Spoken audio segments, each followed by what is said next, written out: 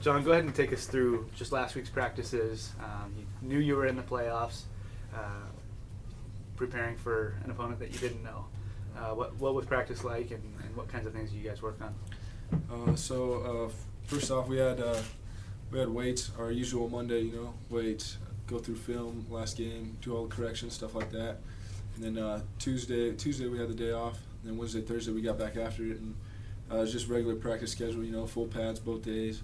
And really we just focus on the details of things that we need to clean up inter-squad, not focus on an opponent like normal weeks. Normal weeks we go through a game plan, focus on stuff we need to work on for that opponent. But this week we were just cleaning up corrections in our own team and fixing those and just really getting better so we can prepare this week for the opponent we're facing.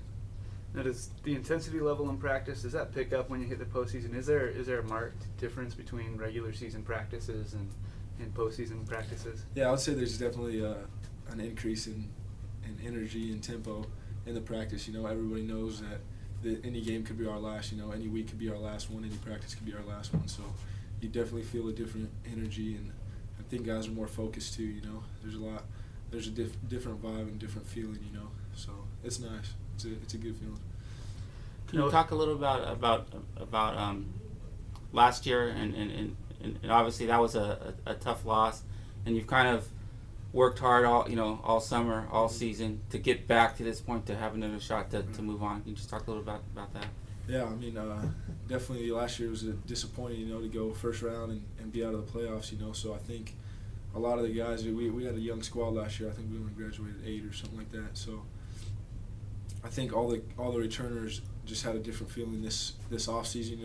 Worked that a little bit harder, to make it further this year, and there's just been a different feeling about this year too. Everybody knows what we got to do to get done. Nobody's happy with just going through having a winning regular season. It's more important to us to go farther in the playoffs and do better than last year. Coach Santa Cruz last week, the week before, we were talking. He mentioned that you had said at some point, whether it was to him or to your teammates, that we're gonna host a first round game. That you said that in practice, something like that. What gave you the confidence? Because I think at the time that you said it, you guys were not in a really advantageous position for that. If I remember correctly, I think it was week either 7 or 8. And it was going to be our last home game. I think it was the week of our last home game. And the context of it is that if we play together, we play as one. Play as a brotherhood like we have been doing, then I could guarantee that we'd have a home game. And that meant winning out the rest of our games. And then leaving a little bit to chance last week with some loss that happened. So yeah, I don't know that feeling. I felt confident, that God would deliver and that everything happens for a reason, and there's a purpose behind it all. What kind of guarantees can you give us for the playoffs? Let's see, playoffs. There really are no guarantees. I definitely have some of my own, but I don't know. I don't like to boast about those, so I'm going to keep those in. Just talk about the team's confidence level. You guys have shown all year that you can run the football. How important is that, and just having a balanced offense? You've thrown the ball well the last couple of weeks. How important is that balanced offense going into the postseason?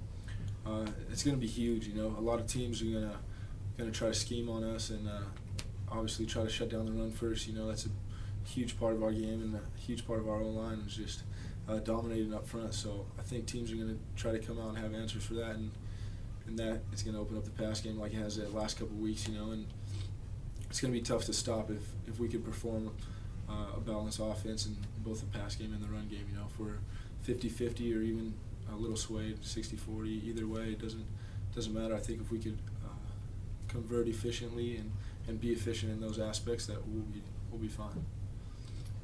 And tell us what you know about Ottawa. You've played a team from their conference this year.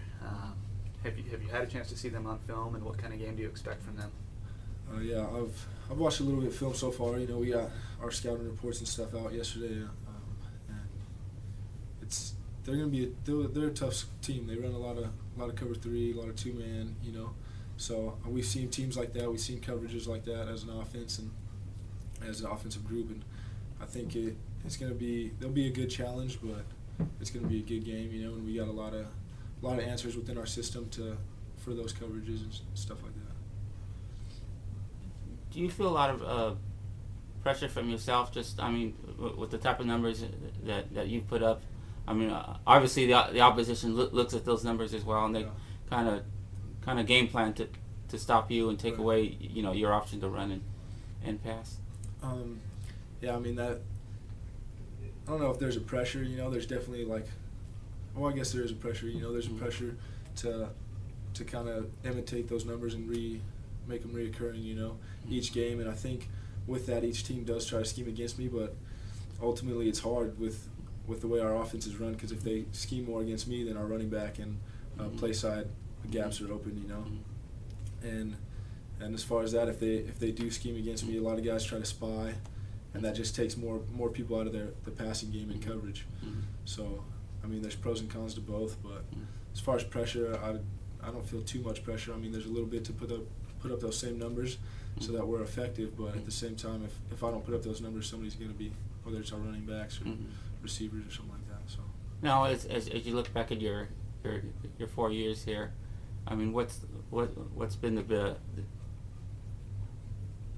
biggest improvement from you were a freshman to now?